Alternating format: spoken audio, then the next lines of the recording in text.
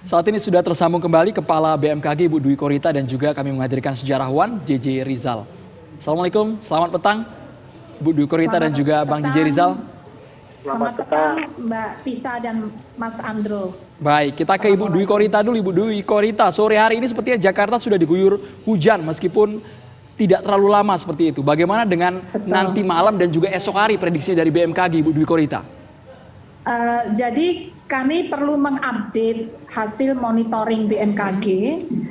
Sejak kemarin kami mendeteksi adanya pusat tekanan rendah yang berpotensi berkembang menjadi bibit siklon, bahkan dapat juga berkembang lanjut berpotensi menjadi siklon.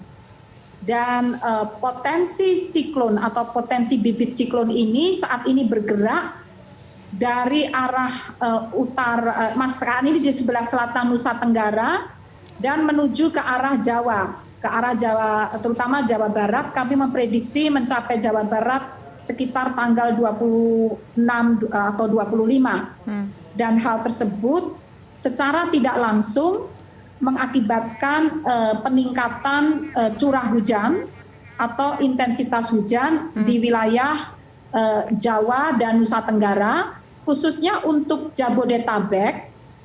Kami memprediksi tanggal 24 besok sebagian besar masih mengalami hujan, tapi intensitas ringan hingga sedang, dan makin meningkat menjadi intensitas lebat mulai tanggal 25, khususnya di Jakarta Pusat dan Jakarta Barat. Nah, Bu, di tanggal 25 itu apakah mungkin terjadi banjir besar seperti yang terjadi di akhir pekan kemarin, Bu? Dengan intensitas hujan seperti itu, Bu? Intensitasnya memang dapat mencapai lebih dari 50 mm sampai 100 mm dalam 24 jam. Namun karena berlangsungnya ini kami memprediksi pembentukan awan-awannya tidak semasif pembentukan awan-awan di tanggal 19 hingga 20. Jadi skala awannya itu diprediksi tidak sebesar di tanggal 20, sehingga semoga saja durasi hujannya tidak sepanjang di tanggal 19-20. Ini dari prediksi sementara saat ini. Kalau ada perkembangan kami akan segera menginformasikan. Jadi hujan lebat ini masih berlangsung di Jabodetabek sampai tanggal 26, meskipun di wilayah Jakarta secara merata intensitasnya sedang, artinya tidak lebat. Yang tanggal 26 itu cenderung menurun. Jadi kalau 19-20 itu kan lebat terus 2 hari itu berlangsung menerus. Nah kalau ini puncaknya hanya di tanggal 25, kemudian 26 menurun, tapi merata seluruh wilayah DKI dengan intensitas sedang. Sedang itu masih kurang dari 50 mm dalam 24 jam. Nah, Kepulauan Seribu yang akan mengalami hujan lebat di Kepulauan Seribu. Kemudian Bogor, sebagian besar intensitasnya juga sedang, dan sebagian kecil di kota Bogor itu lebat. Jadi yang lebat justru di kota Bogor. Kalau DKI secara merata intensitasnya sedang, kurang dari 50 mm itu di tanggal 26.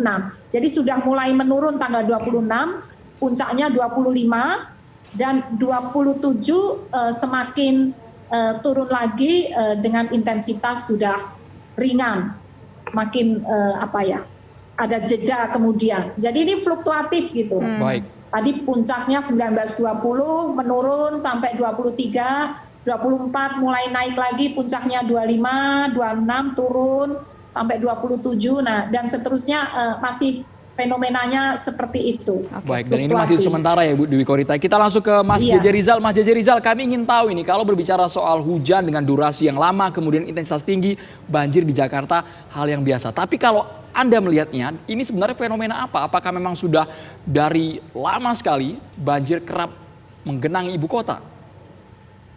Iya, sebenarnya banjir itu saudara kembarnya Jakarta. Jadi kalau kita lihat sejarah panjang lahirnya Kota Jakarta kan dataran aluvial yang karena hujan tropis mengikis punggung gunung di selatan Jakarta, Salak, Pangrango, Gede, kemudian itu menjadi arus gitu ya, membawa lumpur dan membentuk dataran aluvial Jakarta. Jadi memang Jakarta itu saudara kembarnya air.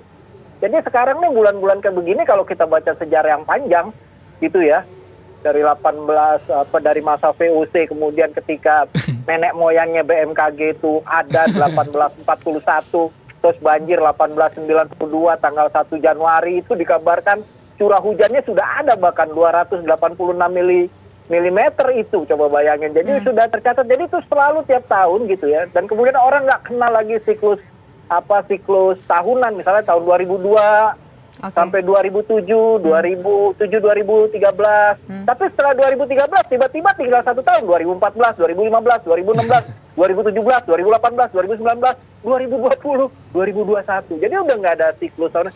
Jadi memang kita itu kawasan yang dibentuk oleh hujan tropis. Jadi bagaimana caranya mengarahkan kota kita itu desainnya ke masa depan, nggak punya pilihan. Seperti nama-nama tempat di kota Jakarta itu kan banyak identik dengan air ya.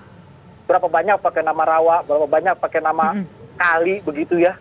Harusnya memang diarahkan menjadi kota biru sekaligus juga kota hijau gitu, karena perlu resapan dan penampungan. Karena waktu abad ke-5 aja itu kan udah diajarin sama Raja Purnawarta. Dibilang katanya kita waktu musim panas sangat kering, jadi kalau musim hujan air harus dipanen, jadi bikin kanal untuk menampung pertanian begitu. Jadi sebenarnya kita harus ngarahin kota kita itu ke arah kota biru atau kota hijau, bukan kota abu-abu, aspal dan beton melulu. Nah ini problemnya menurut saya. Bang JJ, tapi begini ya, kalau dilihat memang dari sejarahnya ketika Jakarta masih di zaman VOC, ketika zaman nenek moyang, Jakarta ini memang udah langganan banjir. Saudara kembarnya itu, Bang JJ bilang mengutip kalimatnya tadi adalah saudara kembarnya banjir. Tapi ada nggak sih kalau Bang JJ memotret secara sejarah daerah-daerah baru di Jakarta yang dulu nggak kerendam banjir, sekarang kerendam banjir? Cukup banyak nggak Bang? Iya selalu, kan ini berkaitan dengan tata ruang ya. Jadi begitu kita kenal yang namanya urbanisasi dan perkembangan sebagai kota, misal kalau kita kembali ke zaman VOC aja begitu ya, itu karena tata ruangnya berubah begitu ya. Mereka itu menginvestasikan duit hasil korupsinya itu ke Om London atau luar kota benteng Batavia dan diinvestasikan dalam perkebunan gula, membuka hutan-hutan perawan di sekitar Ciliwung dijadiin perkebunan gula. Tapi begitu gula kalah saing dengan negara-negara koloni di Latin Amerika gitu ya, itu ditinggalkan dan itu mengubah karena perubahan tata ruang itu. Dan tanah tropis itu keadaan tropis itu sangat rentan begitu, dan itu mengakibatkan ketika musim hujan itu Sungai Ciliwung dan sungai-sungai besar lainnya itu yang ditinggalkan begitu aja dari perkebunan tebu itu masuk ke dalam kota kan. Nah itu menjadi banjir, tapi kalau pada musim panas itu menjadi berlumpur begitu ya. Ya karena itu menimbulkan malapetaka itu yang namanya penyakit malaria yang disebut Remiterendero Korsen, demam maut mati mendadak. Jadi salah satu sebab itu kota Batavia itu pindah gitu ya, ditinggalkan pada tahun 1800 adalah salah satu sebabnya itu juga karena perubahan tata ruang, sehingga kawasan yang dibayangkan menjadi Venesia kawasan kota oleh VOC itu tidak menjadi kota, tapi bukan menjadi metropolis, tapi menjadi miseropolis, kota yang sangat menyusahkan.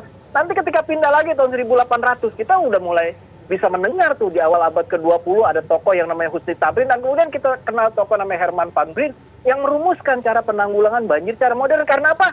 Karena banjirnya itu makin gila gitu loh. Baik. Lalu nanti kita akan ketemu lagi sampai zaman Soekarno ada program kopro banjir. Harus ada satu komando yang ngurus ini. Nggak boleh ada banyak penguasa untuk sungai dan segala macam. Ini poinnya menarik, Bang JJ menyebutkan cara penanggulangan banjir. Kalau untuk saat ini kan sudah silih berganti pemimpin provinsi, kemudian pemerintah pusat, pemerintah provinsi. Anda melihatnya bagaimana mengenai cara menanggulangi banjir yang sudah dilakukan oleh Pemprov sejauh ini?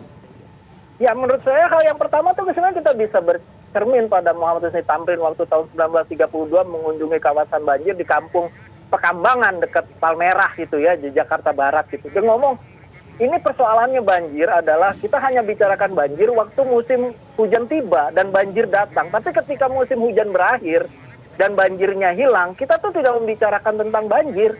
Kita akan bicara lagi nanti ketika musim hujannya datang lebih besar dan banjirnya menjadi lebih besar begitu.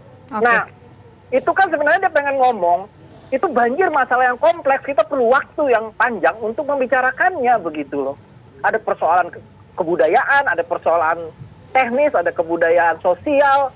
Nah, jadi ini persoalan yang kompleks, belum menyangkut arsitektur ruang begitu ya, hidrologi kayak gitu-gitu loh. Oke, baik. Nah, sekarang kita ingin kembali ke BMKG. Bu Dwi Korita, kita tahu bahwa BMKG ini selalu memberikan himbauan-himbauan ataupun warning kepada masyarakat. Dan kemarin juga saya sempat berbincang dengan salah satu staf dari Bu Dwi Korita menyebutkan bahwa tengah dilakukan upaya rekayasa cuaca.